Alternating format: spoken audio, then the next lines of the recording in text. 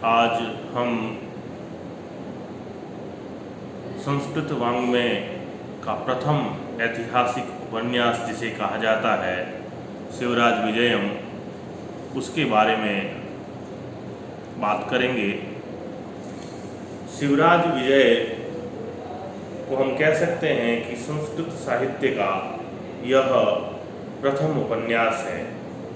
पंडित अंबिका दत्त व्यास जी ने इसे लिखा है और यह जो उपन्यास है वो हिंदू पदपादशाही के निर्माता संस्थापक महाराज शिवाजी के चरित्र को चित्रित करता है और इस उपन्यास में कुल 3 विराम और 12 निश्वास हैं।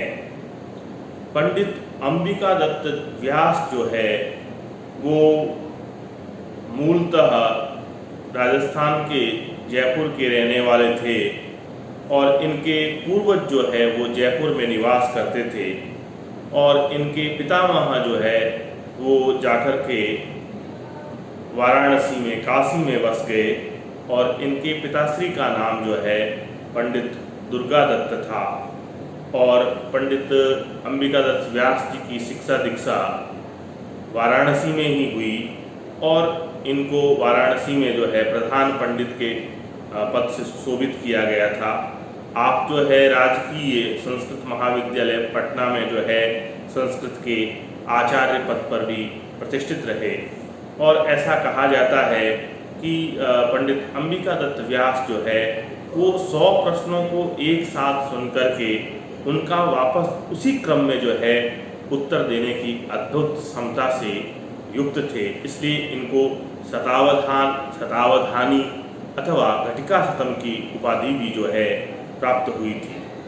और शिवराज विजयम जो है वो आचार्य श्री अंबिका दत्त व्यास जी की अमर कृति है और इस ऐतिहासिक उपन्यास में जो कथा है वो ऐतिहासिक है, किंतु पंडित व्यास जी ने जो है अपनी प्रतिभा और कल्पना के बल पर उसमें जो है उच्च कोटि का जो है साहित्यिक परिवर्तन किया है और अधिकांश जो कथा है वो मौलिक होते हुए भी उसके अंदर जो है कल्पना का जो है साहित्यिक समावेश है। कथा में प्रवाह और संप्रेषणीयता की स्थिति ये है कि पाठक की जो उत्तरोत्तर आकांक्षा है वो वृद्धिंगत होती जाती है और व्यास जी के द्वारा जो है इतिहास और कल्पना इन दोनों का सुंदर समन्वय जो है वो शिवराज विजय में प्रस्तुत किया गया है और उनके द्वारा चित्रित जो उनके पात्र हैं वो सारे के सारे पात्र अपने अपने चरित्र निर्वाह में पूर्णतः जो है सिद्ध हैं और खरे उतरते हैं, ऐसा हम कह सकते हैं। चाहे वो महाराज वीर शिवाजी हों, गौर सिंह हो, रघुवीर सिंह हो, यशवंत सिंह हो, ब्रह्मचारी हो, ये सभी जो है चरित्र जो है अपनी स्वाभाविकता के साथ यथार्थ का निर्वहन करते हुए हमको दृग्गोचर होते हैं। कहीं पर भी हमको जो है इसमें अतिशय या अस्पष्टता का आभास जो है नहीं होता है।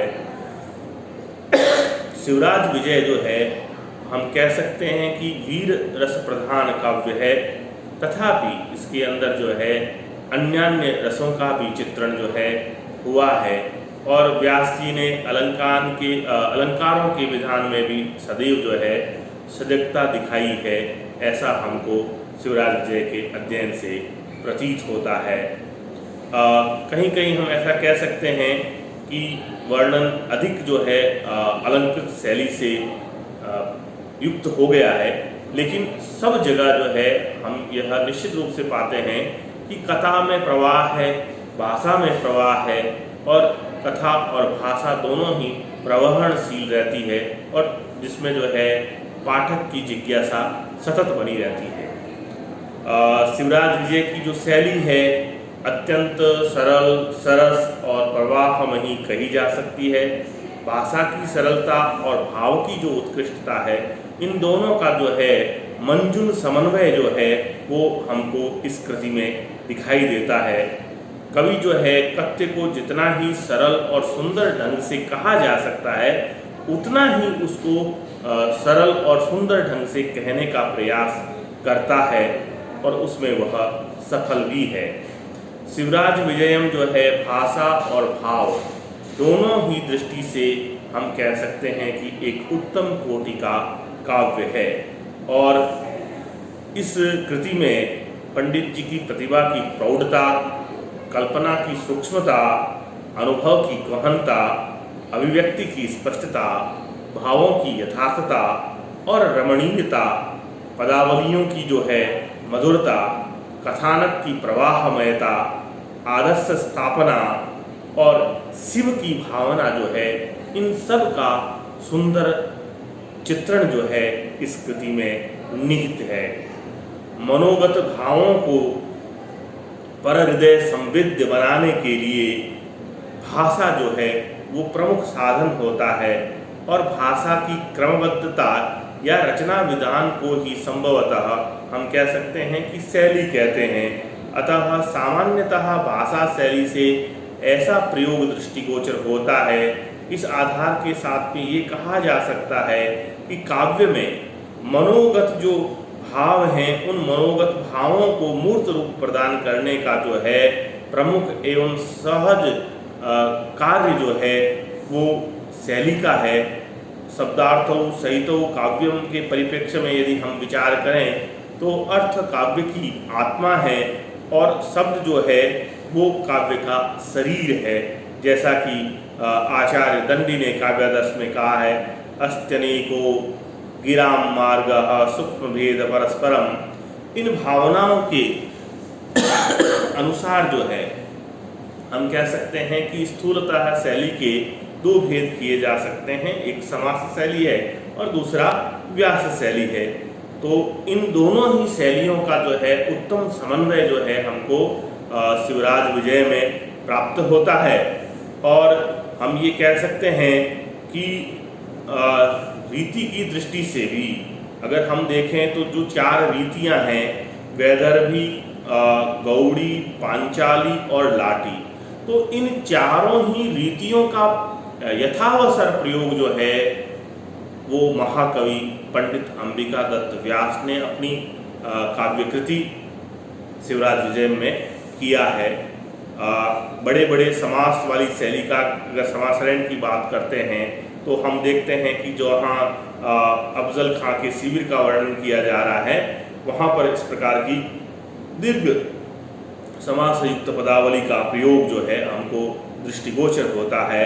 इतस्तु स्वतंत्र यवन कुल भोज्यमान विजीय पुराधीश प्रेषित पुष्पनगरस्य समीपे एव प्रक्षालित गंडशैल मंडलायाः निर्जर वारिधारा पूरपूरित प्रबल प्रवाहाया पश्चिम पारावार प्रांतं प्रसूत गिरिग्राम गुहा गर्भ निर्गताया अपि प्राच्य पयोनिधि चुंबन चंचुरायाः रिंगत तरंग भंगोद्भू वार्त सत भीमायाः नद्याः।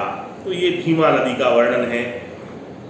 तो इसमें व्यास जी ने जो है वो बहुत लंबे लंबे जो है समासों की पदावली का प्रयोग किया है।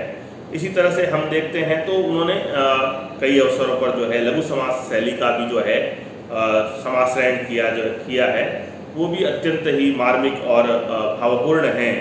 और जैसा हम देखना चाहें, एष भगवान मणिराकाशमंडलस्य चक्रवर्ती